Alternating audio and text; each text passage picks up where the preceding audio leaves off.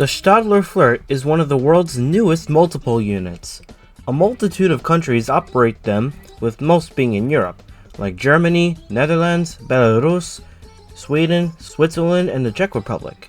The FLIRTs are absolutely incredible in my opinion, and believe it or not, America has recently got their hands on a few FLIRT sets, with Metra, TexRail, BART, Caltrain, and Metrolink planning to use or already using them for select services. Today, this video will be a debate. Over the past couple weeks, a friend of mine and I have been constantly bickering about whether these units would be suitable for New Jersey Transit. I say yes, he says no. First, I'm going to explain why we should get FLIRTs, and then my friend by the name of Bergenist will explain why we shouldn't. Let's begin. I think we should get FLIRTs because they're excellent in both variants. The FLIRTs come as both a diesel multiple unit and an electric multiple unit, and for the diesel variants they have a very small diesel engine strapped in the middle of the set, and it's relatively eco-friendly. I also think the FLIRTs can be used for NJ Transit's Pascack line. Hear me out on this. The PVL is entirely single track from Secaucus to Spring Valley, and between those 2 points is 30 miles. Most of the stations on that line are relatively short distance between each other. Plus, at Spring Valley, turning around to go southbound would take way less time than it would on a traditional train that operates the line, which is typically a diesel locomotive with between 3 or 6 coaches. With the FLIRT's quick acceleration on both variants, it could make ride times between Hoboken and Spring Valley a bit faster. It could possibly make service on the PVL better, with actual rush hour service being possible. Most trains go northbound between 4 and 9 p.m. on weekdays, with no southbound trains to Hoboken. Plus, all the platforms from Woodridge to Spring Valley are all low-level boarding platforms, and being that the FLIRTs are lower to the ground, the stations could easily be rebuilt to be more accessible for both the disabled people and the FLIRT. There is an issue though. If NJ Transit were to ever consider FLIRTs, they'd have to build a separate platform next to the lower-level diesel platforms at Secaucus Junction, since they're a little shorter than the platforms. But anyway, that's all I'm rambling about. And in my brutal opinion, FLIRTs would be an excellent choice for single-track routes on NJ Transit, more notably the Pascack Valley line. Now, let's move over to Bergenist, which opposes the idea. Bergenist, why do you say no to FLIRTs on NJ Transit? I don't think New Jersey Transit should receive FLIRTs because I believe we need to focus on compatibility with the rest of the network, including the MTA commuter railroads. The vast majority of New York City area commuter rail has high platforms, so constructing low platforms to accommodate FLIRTs would be extremely expensive for very little benefit, as multiple other successful European EMU designs exist.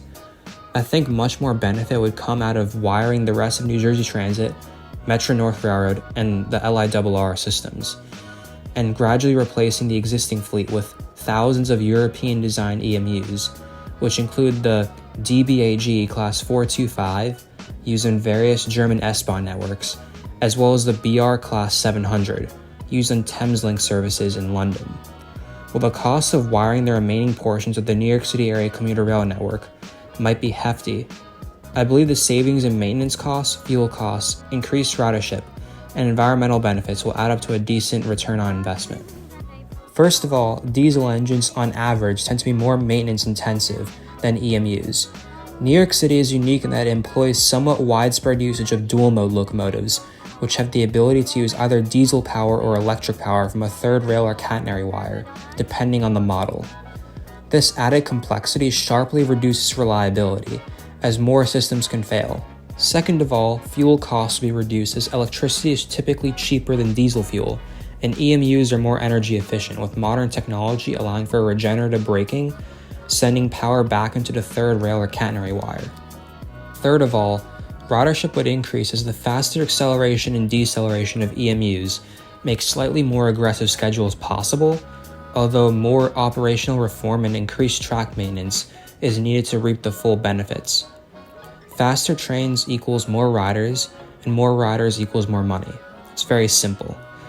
Also, cheaper operating costs would allow higher frequencies to be run cost effectively, which could contribute to an even greater ridership increase. Lastly, the environmental benefits are quite obvious. Less diesel emissions means the air becomes cleaner, which can have an effect on healthcare and other kinds of spending.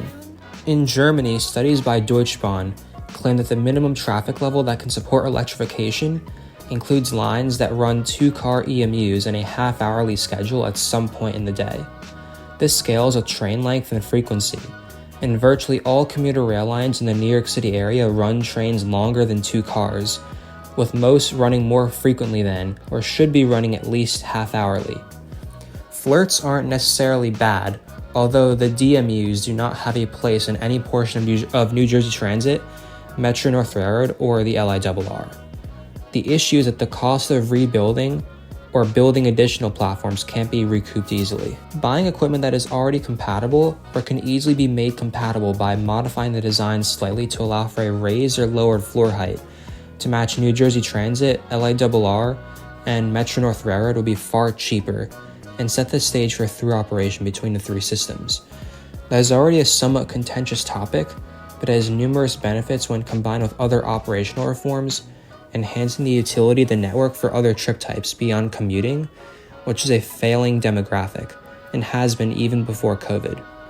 While through operation isn't officially planned, I would much rather have rolling stock that can easily run across every portion of the network without expensive modifications. That is all. Thanks to West of Hudson Studios for letting me participate in this video. I greatly appreciated the offer. So there you have it, ladies and gentlemen. Let us know in the comments. Who do you think is right here? Me or Bergenist? Again, this is just us stating our own opinions along with some factual stuff as well. Special shout out to him, by the way, for participating massively in this video. Go check out his channel. Link in the description. Also, let us know what you think. That's all from us for now. Thanks for watching and have a great day.